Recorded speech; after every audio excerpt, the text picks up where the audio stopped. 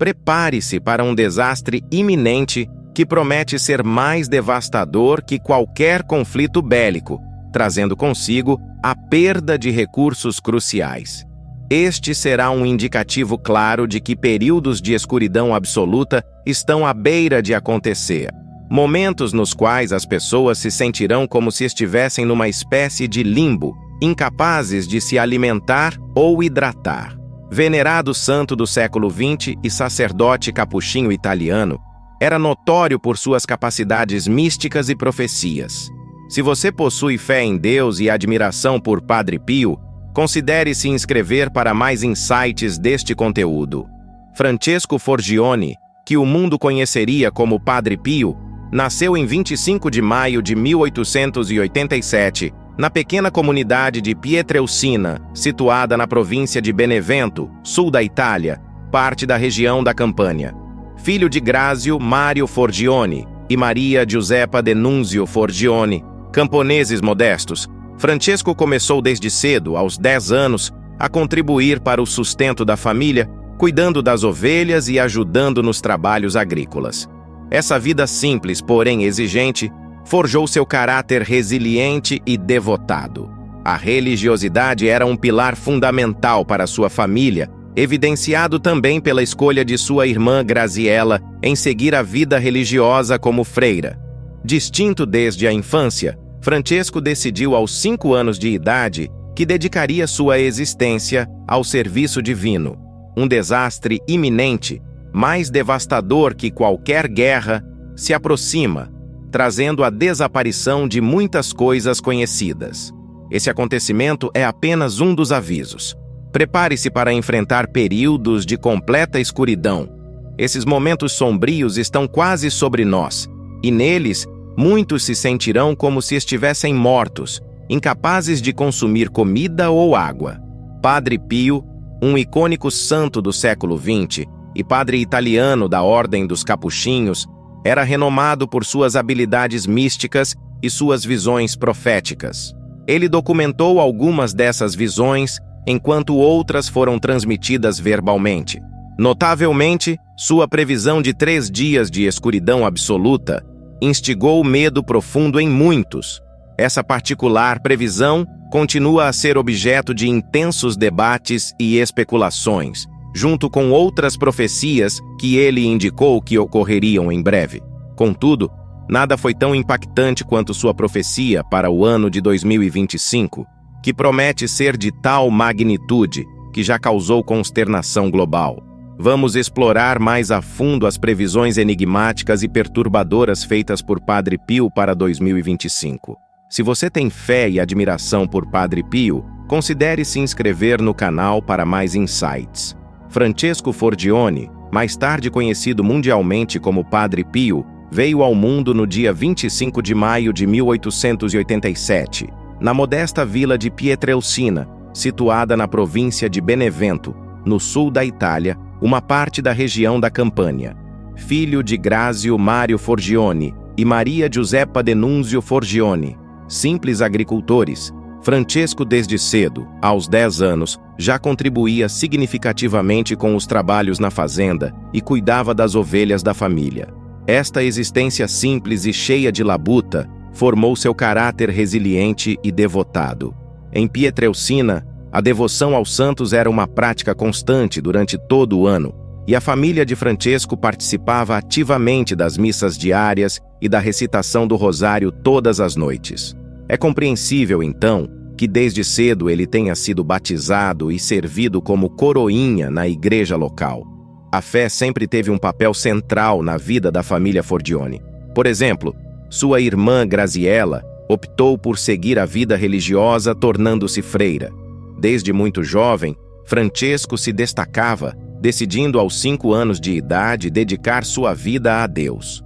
Conforme descrito nos diários de Padre Agostino de San Marco, seu futuro guia espiritual, Francesco enfrentou numerosos desafios de saúde na infância, incluindo uma severa gastroenterite aos 6 anos e febre tifoide aos 10. Apesar das adversidades, tais como a febre tifoide, ele começou a experienciar visões divinas e êxtases espirituais desde muito jovem, intensificando seu desejo de viver uma vida dedicada à religião.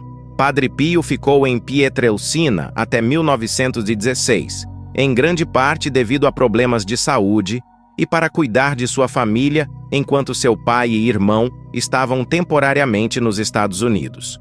Durante esse período, ele trocava cartas regularmente com seus mentores espirituais, Padre Benedetto e Padre Agostino, ambos monges do Mosteiro Capuchinho de San Marco em Lamis.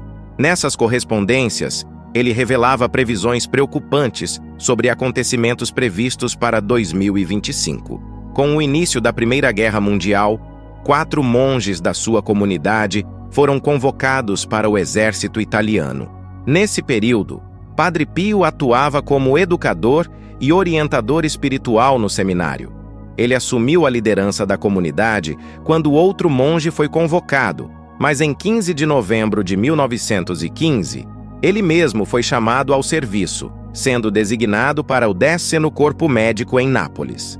Devido à sua saúde frágil, Padre Pio foi dispensado e reconconvocado várias vezes até 19 de agosto de 1917, quando foi definitivamente considerado inapto para o serviço militar. Após ser dispensado, Padre Pio mudou-se para a comunidade agrícola do convento capuchinho de Nossa Senhora da Graça em San Giovanni Rotondo, onde naquela época residiam 7 monges. Com exceção do período de serviço na guerra, ele passou o resto de sua vida em San Giovanni Rotondo como sacerdote. Padre Pio ficou conhecido por sua habilidade em converter muitas pessoas ao catolicismo e por sua dedicação fervorosa à oração do rosário. Ele frequentemente comparava a prática da confissão semanal com a limpeza de uma sala, sugerindo que ambos são necessários regularmente. Ele incentivava a meditação e o autoexame diário, recomendando que se faça pela manhã para se preparar para os desafios do dia e à noite, para refletir sobre as ações tomadas.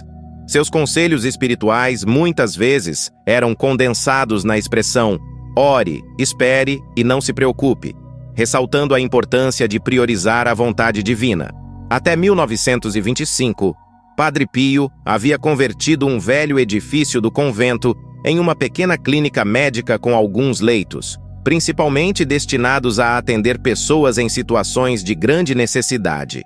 Em 1940, uma iniciativa foi lançada para estabelecer uma clínica ampliada, iniciando-se a arrecadação de fundos. A construção do hospital começou em 1947 e, inicialmente, o hospital foi nomeado em homenagem a Fiorello LaGuardia, mas logo foi reconhecido como uma empreitada de Padre Pio, refletindo seu empenho tanto na cura espiritual quanto física. A Casa Sollievo della Sofferenza, ou Casa do Alívio do Sofrimento, foi oficialmente inaugurada em 1956. Padre Pio transferiu a gestão direta do hospital para o Vaticano, garantindo uma supervisão detalhada do projeto. Em 1957, o Papa Pio XII concedeu-lhe uma dispensa de seu voto de pobreza, permitindo-lhe administrar os recursos mais eficazmente. Muitos peregrinos viajavam para San Giovanni Rotondo para conhecer Padre Pio, buscar sua orientação ou curiosidade. Em setembro de 1918, ele começou a manifestar estigmas em suas mãos e pés, semelhantes às feridas de Cristo. Nos meses seguintes, sua reputação como uma figura santa intensificou-se drasticamente, atraindo centenas de fiéis diariamente ao mosteiro. Para aqueles afetados pelas dificuldades da guerra, Padre Pio emergiu como um ícone de esperança e renovação. Aqueles mais próximos a ele testemunharam uma variedade de dons espirituais emergentes, incluindo cura, bilocação, levitação, profecia, milagres, uma capacidade notável de abster-se de sono e alimentação, entendimento profundo dos corações humanos, multilinguismo, poder de conversão e feridas que exalavam um aroma agradável. Ele também teve experiências místicas, incluindo visões de entidades celestiais e interações diretas com anjos e demônios.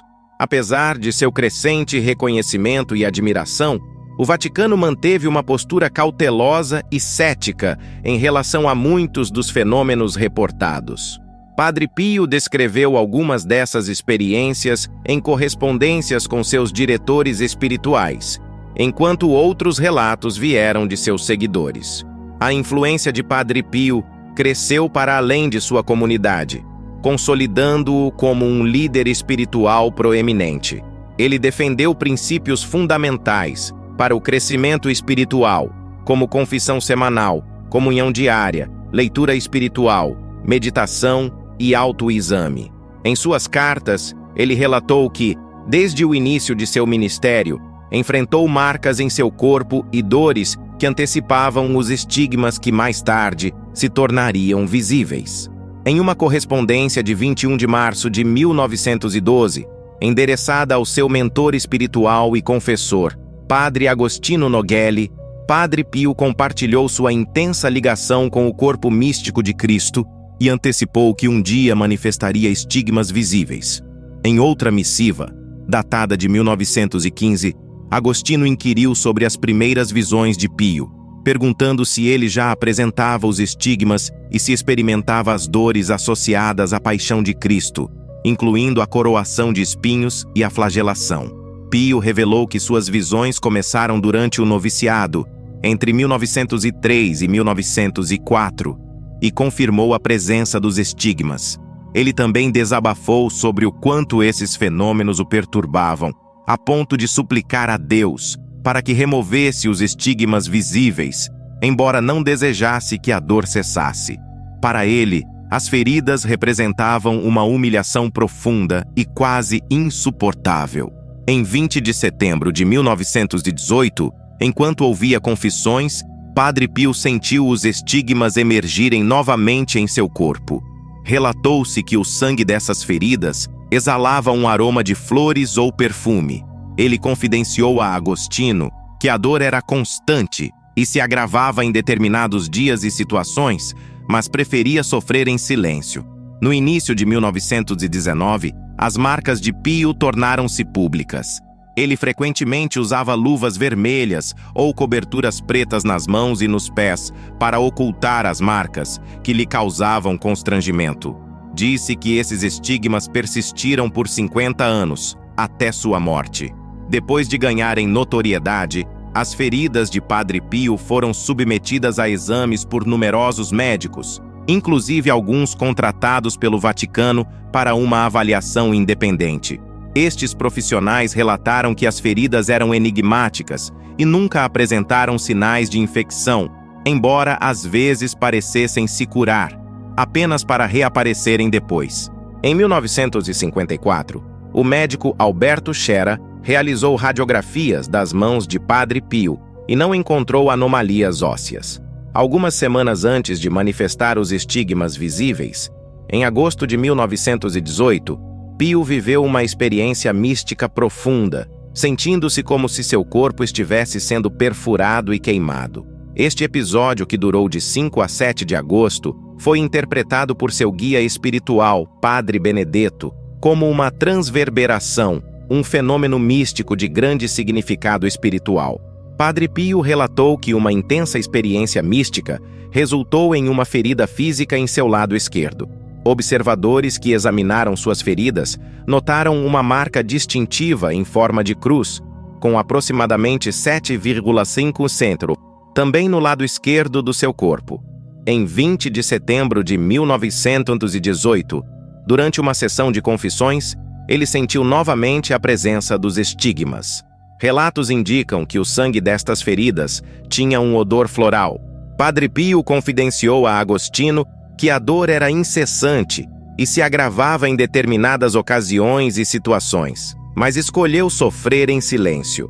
A partir do início de 1919, a existência dos estigmas de Pio se tornou conhecida.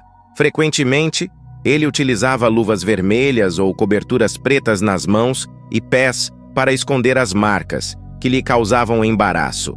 Esses estigmas permaneceram por 50 anos, até seu falecimento. Após se tornarem públicos, as feridas de Padre Pio foram objeto de análise por diversos médicos. alguns dos quais contratados pelo Vaticano para conduzir uma investigação independente.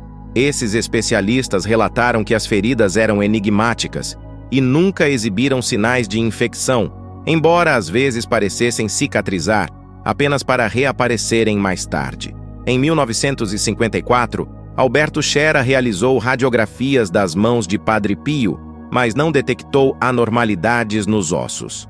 Alguns meses antes de desenvolver os estigmas visíveis, em agosto de 1918, Pio viveu uma experiência mística durante a qual se sentiu como se estivesse sendo fisicamente perfurado e queimado. Esse evento, que ocorreu entre 5 e 7 de agosto, foi interpretado por seu mentor espiritual, Padre Benedetto, como uma transverberação. Posteriormente, quando Padre Pio faleceu, seu corpo foi acomodado em um caixão dentro da igreja do mosteiro para que os fiéis pudessem prestar suas últimas homenagens. A cerimônia fúnebre aconteceu em 26 de setembro, atraindo cerca de 100.000 pessoas. O evento incluiu uma procissão fúnebre e uma missa celebrada em San Giovanni Rotondo, onde ele foi sepultado na cripta da igreja de Nossa Senhora da Graça. San Giovanni Rotondo, a cidade que foi o lar de Padre Pio durante muitos anos, transformou-se em um dos mais visitados locais de peregrinação em sua memória. A igreja de Santa Maria delle Grazie, integrante do mosteiro capuchinho, onde Padre Pio realizava suas missas, tornou-se um centro de grande relevância religiosa após sua morte em 1968. Com o aumento do fluxo de visitantes, os capuchinhos ergueram um novo santuário adjacente à igreja, finalizado em 2004 e consagrado com a bênção do Papa João Paulo II. As relíquias de Padre Pio foram transferidas para uma cripta recém-construída no santuário, onde os peregrinos podem prestar veneração. Além disso, Pietrelcina, a cidade natal de Padre Pio, também se consolidou como um destino de peregrinação. Lá, os visitantes podem percorrer locais marcantes da vida do santo, como a casa onde ele nasceu, o quarto numa torre antiga onde se refugiava durante as enfermidades, a igreja de Santa Ana, onde foi batizado, a igreja de Santa Maria degli Angeli, onde recebeu a ordenação diaconal, e a igreja capuchinha da Sagrada Família. Anualmente, estima-se que cerca de 2 milhões de peregrinos visitem Pietrelcina. Em 1982, o Vaticano autorizou o arcebispo de Manfredonia a iniciar um processo de investigação para avaliar a possibilidade de canonização de Padre Pio. Este processo durou 7 anos e, em 1990, Padre Pio foi proclamado servo de Deus, marcando a primeira fase de seu processo de canonização.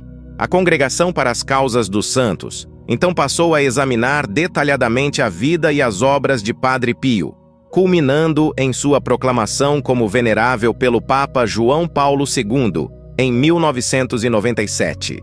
As discussões posteriores focaram nos impactos positivos de sua vida nos outros, incluindo o caso de Concília de Martino, cuja cura foi atribuída à sua intercessão. Em 1999, por recomendação dessa congregação, João Paulo II declarou Padre Pio como abençoado e estabeleceu 23 de setembro como seu dia festivo litúrgico. A cerimônia de beatificação ocorreu nesse mesmo ano, presidida por João Paulo II na Praça de São Pedro, em Roma, com a presença de mais de 300.000 fiéis. Durante a homilia, o Papa enfatizou os estigmas e os dons místicos de Padre Pio. Após sua beatificação, um milagre subsequente envolvendo a recuperação de um jovem italiano chamado Matteo Colella de uma grave enfermidade foi atribuído à intervenção de Padre Pio. Com base em uma avaliação adicional de suas virtudes e do impacto profundo que teve, João Paulo II formalizou o decreto de canonização de Padre Pio. 40 anos após sua morte, em 3 de março de 2008, o corpo de Padre Pio foi retirado de sua cripta para ser preparado para exibição pública. Informações da igreja indicavam que o corpo estava em condição razoável. O arcebispo Domênico Umberto D'Ambrosio, representando o Papa no santuário de San Giovanni Rotondo, observou que a parte superior do crânio estava parcialmente esquelética, mas o queixo estava intacto e o restante do corpo bem preservado. Ele também apontou que os estigmas não eram visíveis e que as mãos de Padre Pio pareciam bem cuidadas. Devido à deterioração do rosto, uma máscara de silicone realista, baseada em uma fotografia de 1968 de Padre Pio, foi criada pelo estúdio Gen em Londres, especializado em peças para museus de cera e exposições. Em 24 de abril, uma missa foi celebrada pelo cardeal José Saraiva Martins para 15.000 fiéis no Santuário de Nossa Senhora da Graça em San Giovanni Rotondo, precedendo a colocação do corpo de Padre Pio em um relicário elaborado de cristal, mármore e prata, situado na cripta do mosteiro. Padre Pio foi vestido com seu tradicional hábito capuchinho marrom, uma estola de seda branca decorada com cristais em fios de ouro, e segurava uma grande cruz de madeira. Aproximadamente 800.000 peregrinos, principalmente da Itália, agendaram visitas para ver o corpo até dezembro de 2008.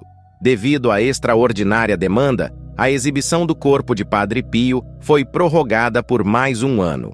Posteriormente, seus restos foram solenemente realocados para uma cripta dourada especial na Igreja de São Pio, situada próxima ao local original em San Giovanni Rotondo. Padre Pio, o estimado sacerdote italiano famoso pelos estigmas que manifestou, é igualmente conhecido por sua associação com diversos fenômenos místicos e profecias, incluindo a fascinante e controversa profecia dos 3 dias de escuridão. Padre Pio era renomado pela precisão com que previa eventos futuros, frequentemente surpreendendo os que o cercavam com a nitidez de suas visões.